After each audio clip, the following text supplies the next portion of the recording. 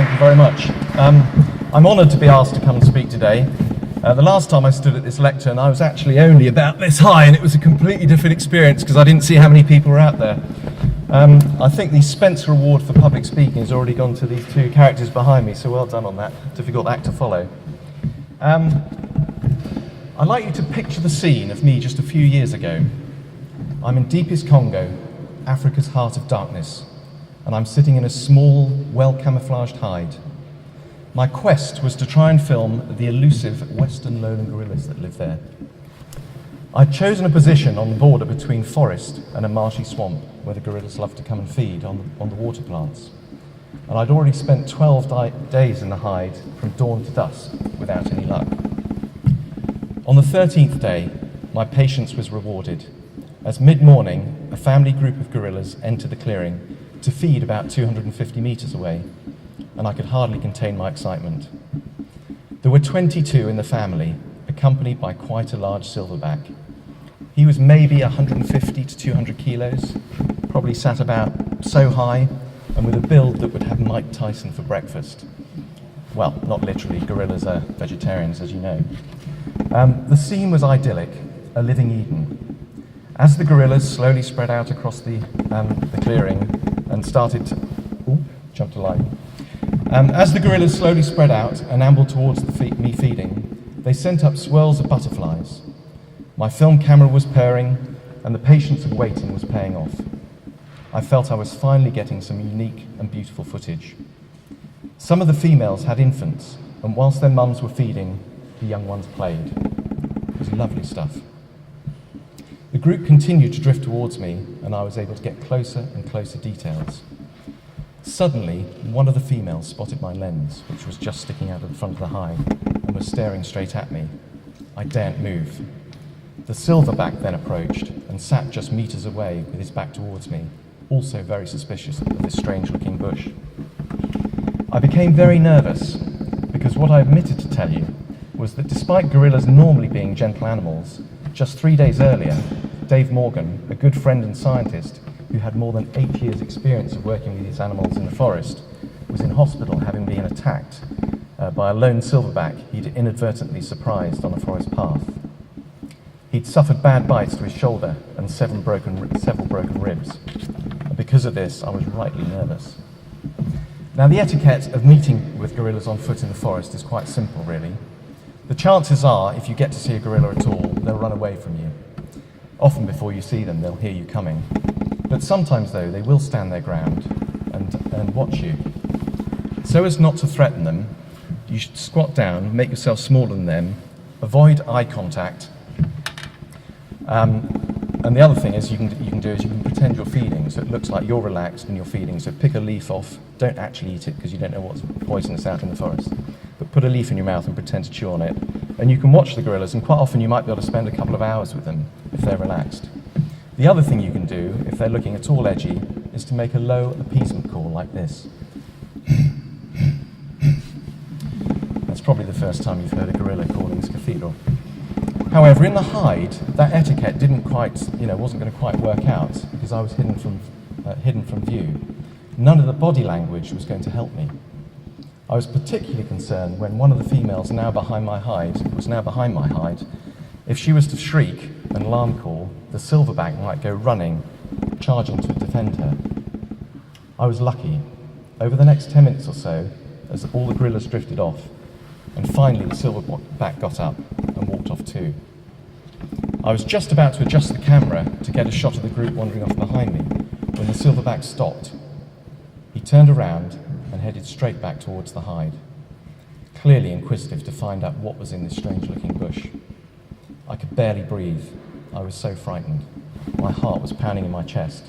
I cowered and tried to hide behind the camera and tripod to get some protection. And he walked so close as he came around the front of the hide, I could see his shadow on the hide. He was inches away.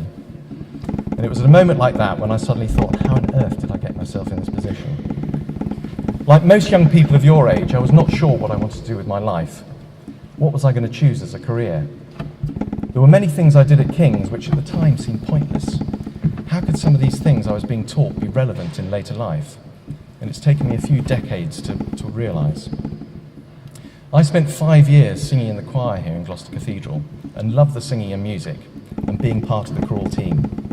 Looking at me now, it's probably hard to believe that I once sang those high notes in Gregorio Allegri's Miserere, "Have mercy on me, O God." And don't worry, I'm not going to try and sing them again now. I have to be honest, though, that I often found the rest of the service is a little bit boring. Probably not supposed to say that. But as a result, I'm very familiar with every detail of this magnificent building.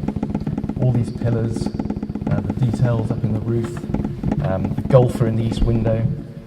And perhaps because of that, inspired by this beautiful building, I thought I'd become an architect.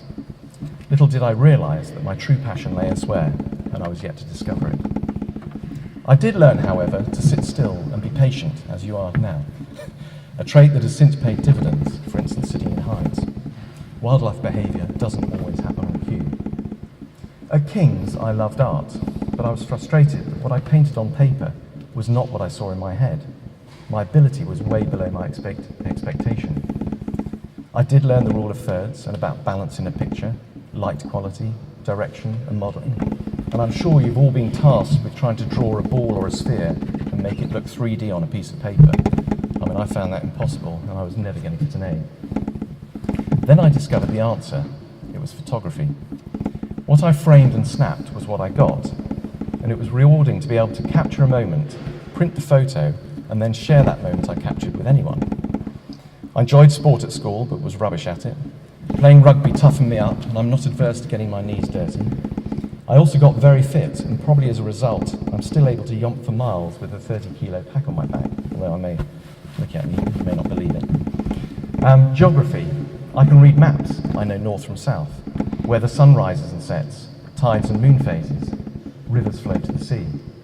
I'm no Ray Mears, but these are all useful and often vital skills in my job. Don't rely on GPS. The Americans can switch that off any time they like. Mathematics. Yes, even maths have proved invaluable.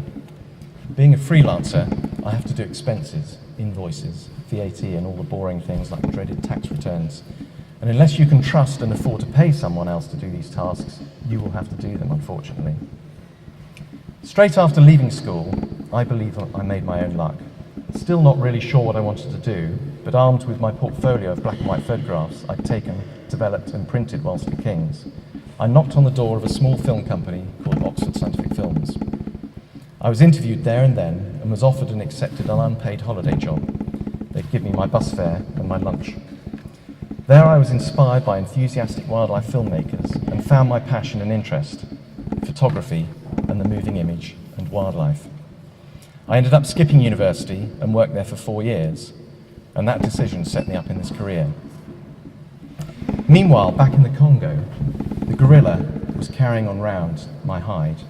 His shadow was passing around two sides, and literally my knees were quivering. I could barely breathe. My heart was in my throat.